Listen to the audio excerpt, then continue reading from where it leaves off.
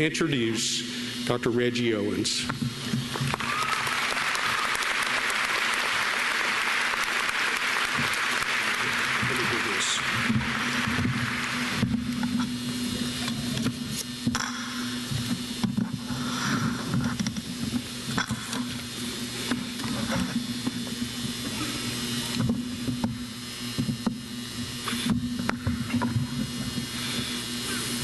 Greetings, salutations, exaltations, assalamu alaikum, muli bwanji, muli shanti, dubra utra, konnichiwa, guten morgen, bonjour, buenos dias, habari gani.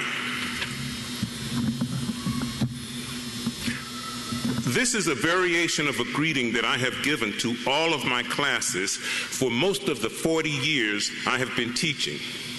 Many students remember this as my signature opening of a class, often the first word spoken. I run into former students now who remind me of that greeting, and some even recite it or ask me to do so. It is very likely there are some of you out there now who have heard me use this greeting. I started this greeting for two reasons. First, to get students' attention.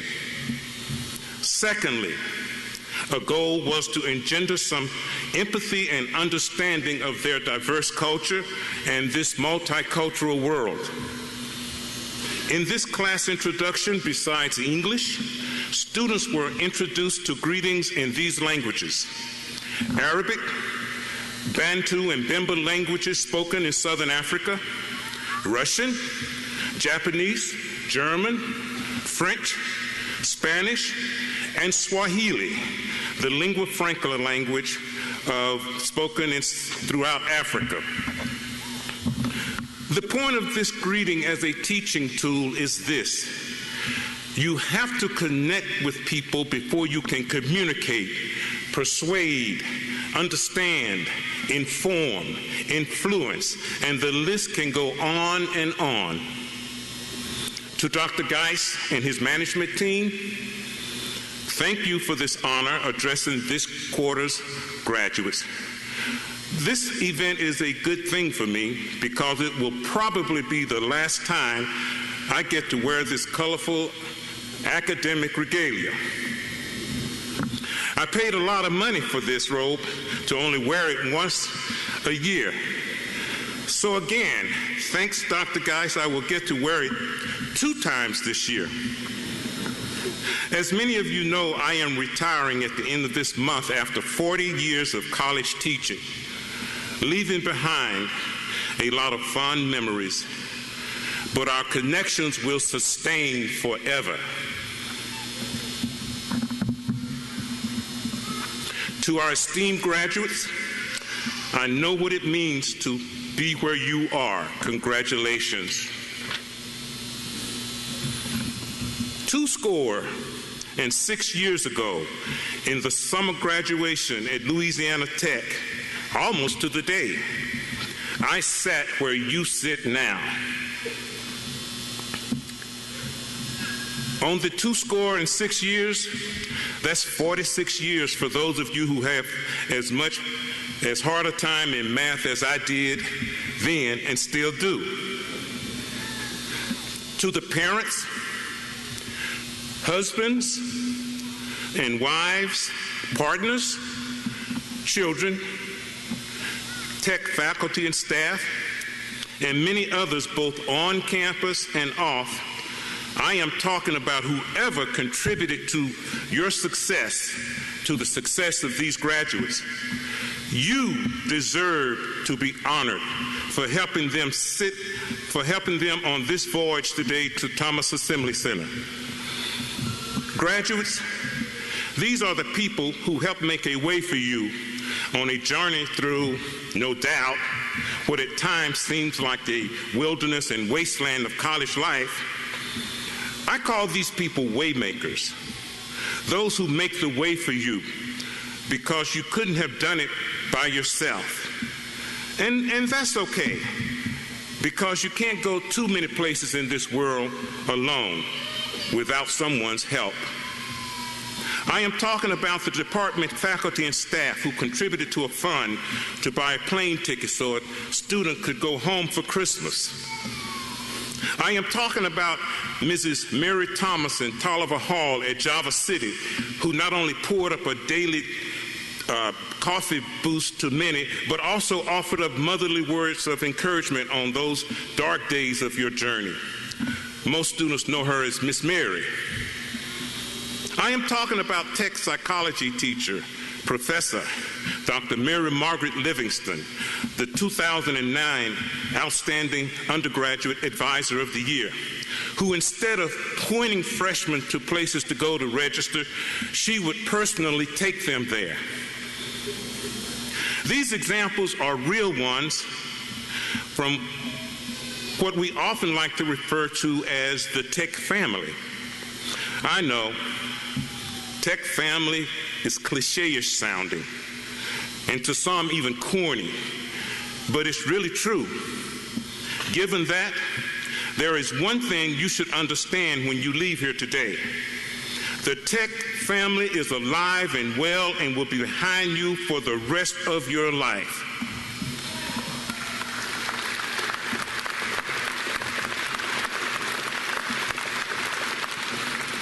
I stand as living proof.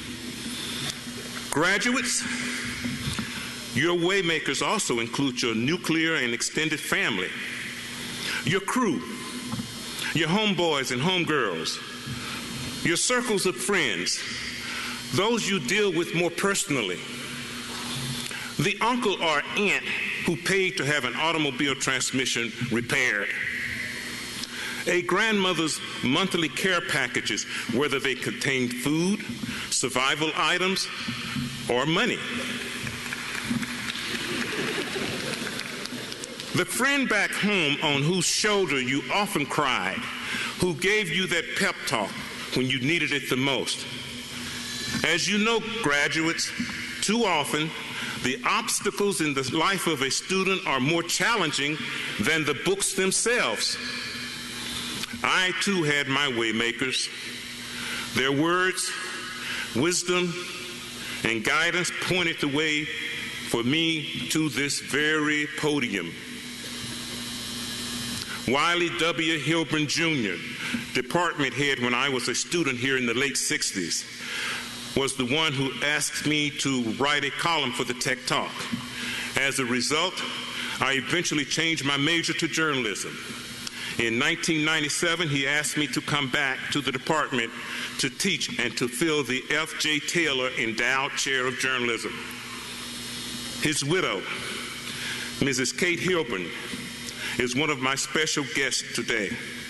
Kate, would you please stand? Give her a hand, please.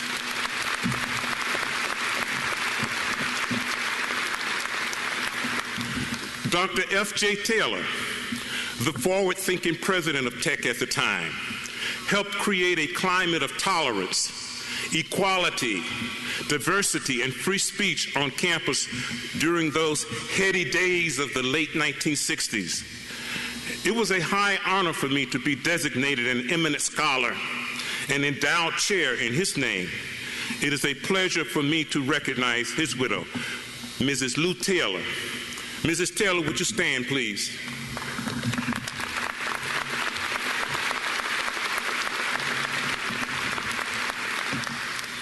On waymakers,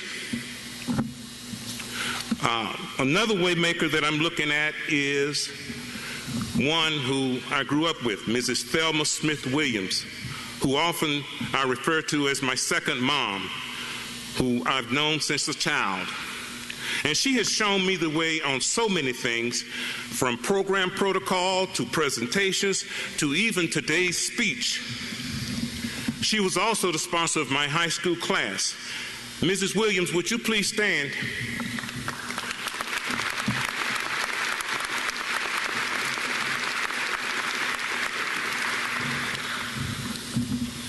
As far as waymakers are concerned, like me, whatever small gesture, whatever kind words of wisdom you've benefited from up to this point, particularly your time here at Tech, remember this as you go through life pursuits.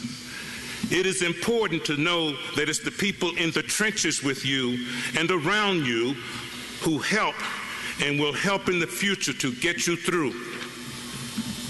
After you leave here today, always come back to your roots, refresh, rejuvenate, remember. Come back to Tech. Come back to your community. That is what made you. Of course, correct it if you must. The people in these villages of interdependence are the ones who have helped create your brand and who will continue to do so in the future. Graduates, let's give our waymakers a hand.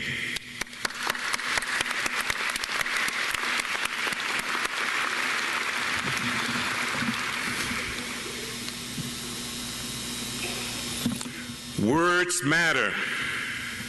That is the theme for the rest of this talk today. This idea was inspired by something Dallas Mayor Mike Rawlins said in the first news conference following the horrific police killings in his city this summer. He said at his first news conference, "Words matter. Leadership matters. Over the period this tragic event consumed our attention, Mayor Rawlins shortened the phrase to words matter. Other tragic events of the summer also helped fuel ideas for today's talk as I pondered and constructed this speech over the last 2 months. The conflicts of this summer were not just battles of guns and bullets that snatched lives and commanded the headlines of the media. They were as much a battle of words, and I use that term broadly. Add to this summer menagerie of words, especially the political rhetoric, the punches, the counter-punches, if you get my drift. Words are being interpreted, misinterpreted, spun and twisted, all to support a point of view. Increasingly, in this world, the battlefield is cyberspace and the weapons are words.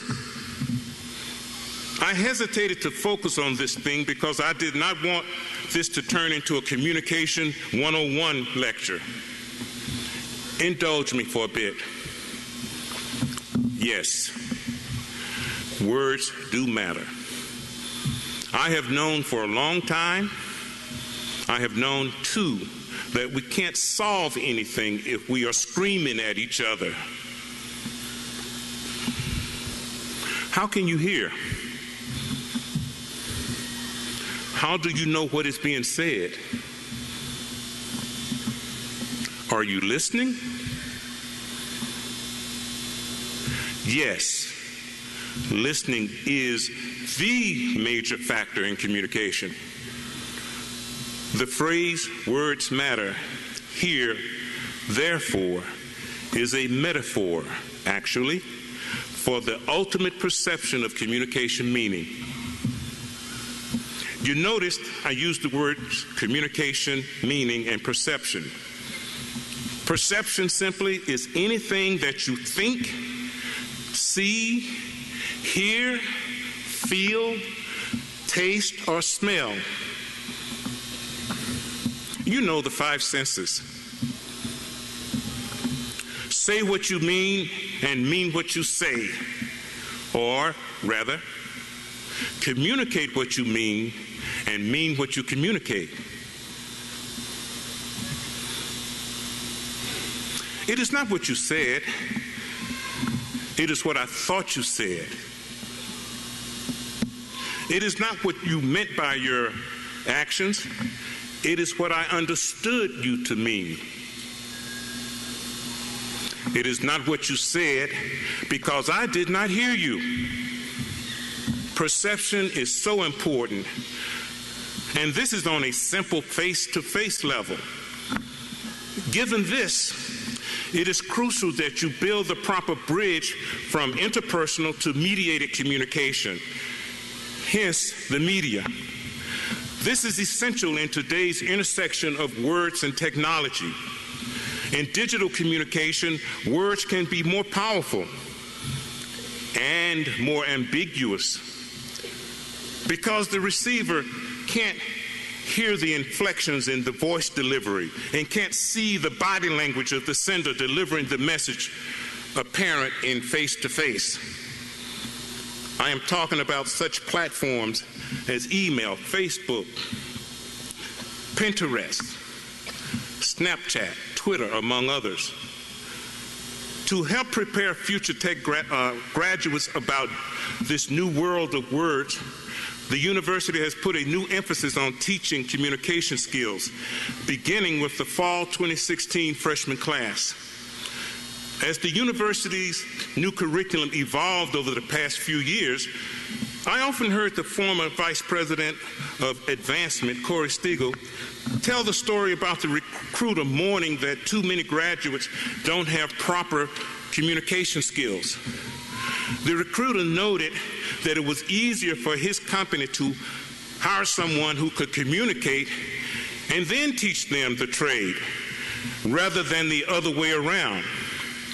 Employers consistently rank communication skills as one of the most important when hiring graduates. Remember that quote from Dallas Mayor Mike Rowlands mentioned earlier? Words matter. Leadership matters at this time. I've talked about words in the first part of this quote. The second part addresses leadership. Words and meaning are so important in effective leadership. Good leaders are also good with words. Most of you didn't go to college to become so-called worker bees. You came here to be a leader, a manager, someone in charge of something or somebody. Don't get me wrong. It is nothing wrong with being a worker bee. Many worker bees make a whole lot more money than I do, and what some of you future engineers and MBA people will. Ask my electrician and plumber. The point of contact and influence in the professional world increasingly begins with fingertips on a digital device such as a keyboard or phone. Words are powerful. Words have consequences. Words are products of our social, political, and economic environment. Words are money. Words matter. Congress shall make no law respecting an establishment of religion or prohibiting the free exercise thereof, or abridging the freedom of speech or of the press or the right of the people to peaceably assemble and to petition the government for a redress of grievances. The First Amendment to the Constitution, 1791. Words matter. 77 years ago, our fathers brought forth on this continent a new nation, conceived in liberty and dedicated to the proposition that all men are created equal. President Abraham Lincoln, Gettysburg, November 19, 1863. Words matter. I have a dream that my 4 little girls will one day live in a nation where they will not be judged by the color of their skin, but by the content of their character. Yes, words have been interwoven into the very fabric of civilization and this great nation. They are integral to our existence. Words have divided us, but more importantly, they have brought us together, and words have kept us together. Paraphrasing the late Senator Bobby Kennedy, who was paraphrasing his brother, President John F. Kennedy, I offer this statement. When all is said and done, you can't be blamed for what happened in the past, but you can be blamed for what you say or do or don't say or do now and in the future. The whole idea here is to create an environment for us to live with each other, to understand each other, to help each other, and really to enjoy each other. On the theme of words, I offer a short poem that I have heard many times through the years. It was written by Mrs. Thelma Smith Williams, whom I introduced earlier. You can tell me anything, and I believe it's true, only because I trust your word in reality, which in reality is you. Let me part as I began in English, Arabic, Bantu, and Bimba, Russian, Japanese, German, French, Swahili, and Spanish. See you later. Commence your journey. Ma salama, Salani, Chisuma, Dosvi da Neya, Saranara, Auf Wiedersehen, au revoir, Kwaheri, adios. That's the final word. Peace.